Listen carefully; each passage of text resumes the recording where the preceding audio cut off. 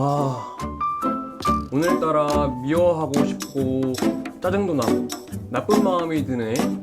도대체 내 마음은 왜 이렇게 나를 힘들게 하는 걸까? 잠깐! 적을 알고 나를 알면 백전백승, 100번 싸워 100번 승리한단 말이에요. 죄와 싸우려면 왜 죄의 마음이 생기게 됐는지 알아야 되겠죠? 그러면 전도사님은 알고 계세요? 당연하죠. 자, 그럼 한번 가보실까요?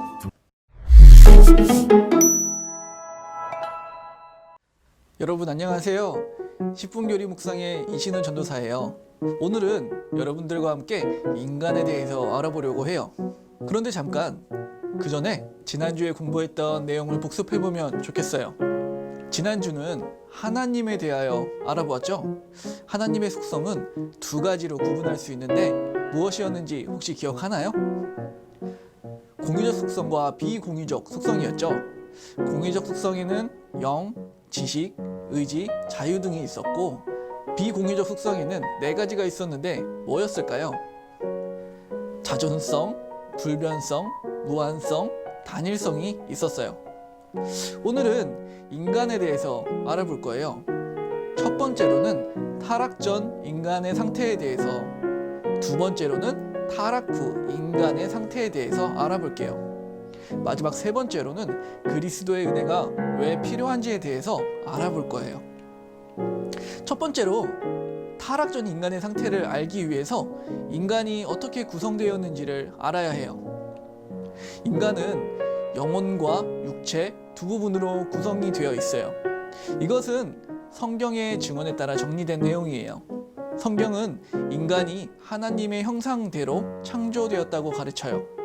창세기 1장 26절에 보면 하나님께서는 우리의 형상을 따라 우리의 모양대로 우리가 사람을 만들자고 말씀하셨어요. 이 하나님의 형상으로 창조되었다고 말할 때 구체적으로는 참된 지식과 의와 거룩을 포함해요. 그래서 신약 성경에서 인간이 그리스도 안에서 회복되었다라고 말할 때는 인간이 타락하기 전에 참된 지식과 의와 거룩함의 상태로 돌아감을 의미해요. 두 번째로 알아볼 것은 타락 후 인간의 상태예요. 죄에 빠진 인간은 어떤 상태일까요? 먼저 죄의 기원에 대해서 알아볼게요. 최초의 죄는 에덴 동산에 있었던 아담과 하와가 범죄한 결과로 세상에 들어왔다고 해요. 이 최초의 죄는 뱀의 형태로 가장한 사탄의 시험에 의해 발생된 거예요. 사탄은 인간의 마음속에 의혹과 불신의 씨를 뿌렸던 거예요. 타락 사건의 유혹자인 뱀은 단지 사탄의 도구였다고 분명히 지적해요. 최초의 죄는 아담과 하와가 선악을 알게 하는 열매를 따먹었는데 이것은 하나님께서 정하신 질서에 순종하지 않으려는 것을 나타내요. 그리고 이것은 단순히 죄의 행동을 말하는 것뿐만이 아니라 지식적인 면으로는 불신앙과 자만심을, 의식적인 면으로는 하나님과 같이 되려는 욕망을, 감정적인 면으로는 금지된 실과를 먹으려는 호기심을 나타내는 거예요. 그 결과 인간은 하나님의 형상을 상실하고 지식, 의지, 감정 등 모든 영역의 타락으로 죽음의 지배 아래에 있게 되었어요. 죄의 본질은 악의 일종이에요. 무슨 말이냐면 인간이 책임져야 할 도덕적 악을 나타내는 것인데, 이 때문에 인간은 하나님의 정죄를 받을 처지에 놓이게 되었어요. 죄는 하나님과의 뜻과 관계가 있는 것이에요. 죄를 단순히 다른 사람에게 잘못을 저지르는 행동으로 말할 수도 있지만, 성경에서 말하는 죄는 하나님의 뜻에서 완전히 어긋날 때 죄라고 말해요. 죄란 불법이고 하나님의 율법에 대한 순종하지 못하는 마음이고, 성경에서 가르치는 하나님의 사랑과 반대되는 것이에요. 성경은 항상 죄를 하나님의 율법과 관련시켜서 말해요. 죄는 인간의 마음에 자리 잡고 있기 때문에 지식, 감정, 의지를 포함해요. 인간 전체에 영향을 미치고 행동을 통해서 나타나는 거예요. 그렇다고 행동만을 죄라고 말하지는 않고, 성경은 항상 마음의 악한 의도까지도 함께 말하는 것임을 잊지 마세요. 이 죄에 대하여 말할 때는 꼭 기억해야 할 것이 있어요. 그것은 바로 원죄예요.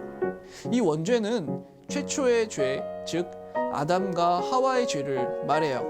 한자로는 근원 원의 허물죄라고 말해요. 그래서 원죄의 글자는 그대로의 뜻은 죄의 근원이라는 뜻이에요. 이 아담이 사람의 대표로서 범죄를 하였기 때문에 아담 이후에 태어난 모든 사람은 이 원죄의 영향 아래에서 벗어날 수가 없게 되었어요. 그래서 우리는 아담의 원죄를 물려받게 되었고, 태어날 때부터 선을 향하는 마음이기보다는 죄를 향하여 마음이 이끌리는 상태가 된 거예요. 예를 들어 볼게요. 여러분은 누구든지 사람을 때리는 것이 나쁜 행동이라는 것을 알아요. 그런데 화가 나면 때리고 싶고 화내고 싶고 나쁜 말을 하고 싶죠. 배운 적이 없는데 우리들은 자연스럽게 화내고 꼬집고 나쁜 말을 하곤 하죠. 그게 바로 모든 사람이 죄의 영향 아래에 있고 죄를 향하여 이끌린다는 거예요. 이러한 죄가 이 세상 모든 사람에게 퍼져 있다는 말이에요. 즉, 우리가 사는 이 세상은 한 사람도 빠짐없이 죄를 짓고 죄의 삶으로 향하게 되었다는 것이에요.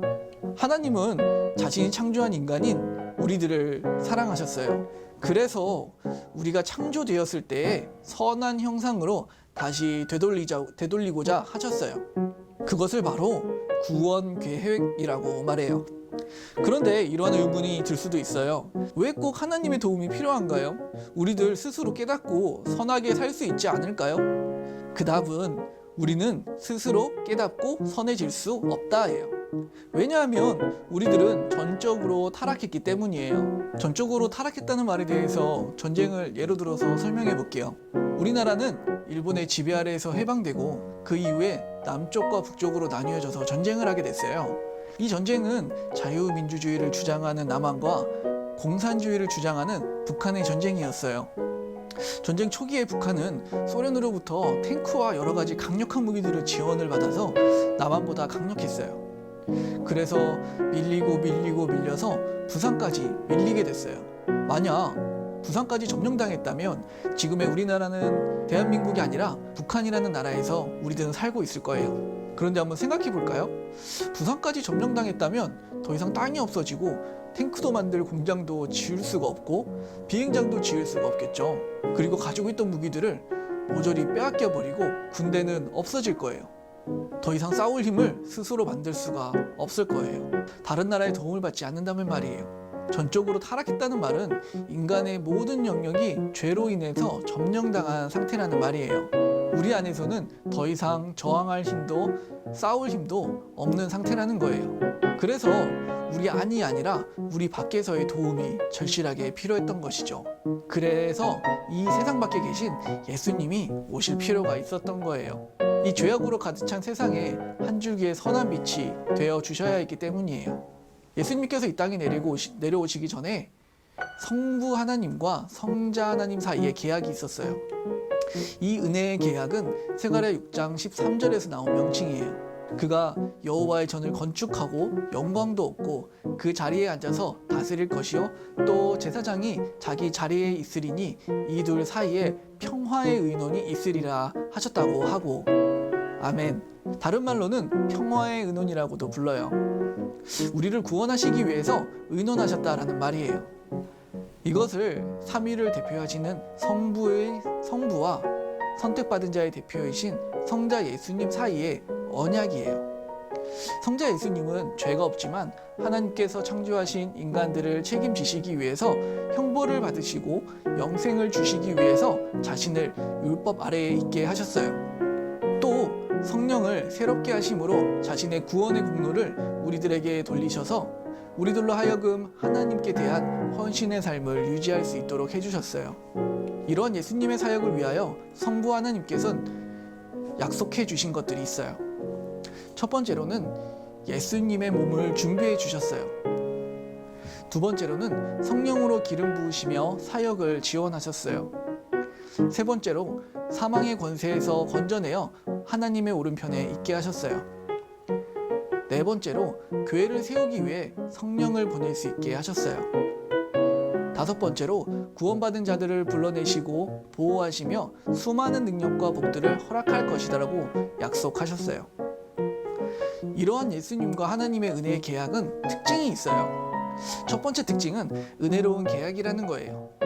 은혜의 계약은 죄인들을 향한 하나님의 은혜의 열매와 표현이므로 은혜로운 계약이라는 거예요. 두 번째 특징은요, 영원한 계약이라는 거예요. 인간은 계약을 스스로 깨트리는 사람들이지만 하나님께서는 계약을 깨트리는 법이 없기 때문에 영원하고 폐할 수 없는 계약이라는 거예요. 세 번째 특징은 변하지 않는 계약이라는 거예요. 세상은 시간이 지나면서 점점 변하지만 하나님의 약속과 복음과 믿음의 요구도 또 중보자도 모두 다 변하지 않고 동일하다는 거예요. 네 번째 특징은요, 조건적인 동시에 무조건적인 계약이라는 거예요. 은혜의 계약은 그리스도에 의해서 100% 계약이 완성되기 때문에 그리스도라는 조건이 절대적으로 필요해서 조건적이라고 할 수 있어요. 하지만 은혜의 계약은 인간에 의해서는 그 계약에 1%도 영향을 주지 않기 때문에 무조건적인 계약이라는 말이에요. 오늘 나눈 내용을 정리해보면 이와 같은 결론으로 우리는 다음과 같이 정리해볼 수가 있어요. 첫 번째, 인간은 영혼과 육체로 구성되어 있어요. 두 번째, 인간은 하나님의 형상의 모양을 따라 창조되었어요.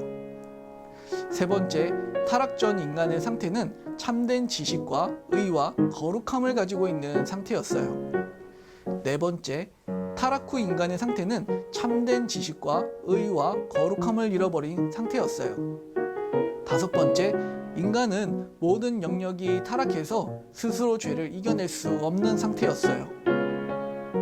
여섯 번째, 이 타락한 세상 밖에서 우리를 구하기 위해서 예수님이 오셔야만 했어요. 다음 시간부터는 김민성 전도사님이 기독론에 대해서 가르쳐 주실 거예요. 그럼 다음 주까지 오늘 배운 내용을 잘 정리해서 기억할 수 있도록 해봐요. 그럼 다음 시간에 다시 만나요. 안녕.